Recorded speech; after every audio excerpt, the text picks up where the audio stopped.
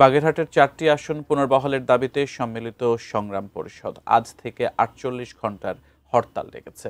এ বিষয়ে মোংলা থেকে আরো জানিয়েছেন প্রতিনিধি নিজামুদ্দিন। বাগেরহাট জেলায় ৪টি আসন পুনর্বহালের দাবিতে বাগেরহাট জেলা সম্মিলিত সংগ্রাম পরিষদ আজ সকাল থেকেই কিন্তু ৪৮ ঘন্টার হরতাল ডেকেছেন। এই হরতালের কারণে বিশেষ করে পুরা বাগেরহাট জেলায় কিন্তু এই হরতাল পালিত হচ্ছে।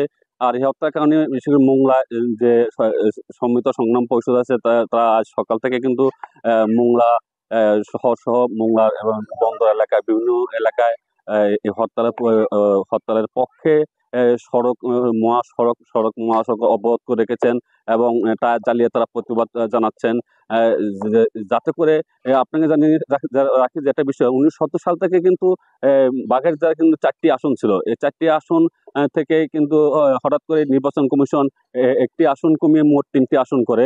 এই 3টি আসন করার প্রতিবাদে কিন্তু সম্মিলিত সংগ্রাম পরিষদ, বিএনপি, জামাত, এনসিপি সহ এটা সংগ্রাম পরিষদ করেছে। সংগ্রাম পরিষদ কিন্তু হরতাল পালন করে যাচ্ছে।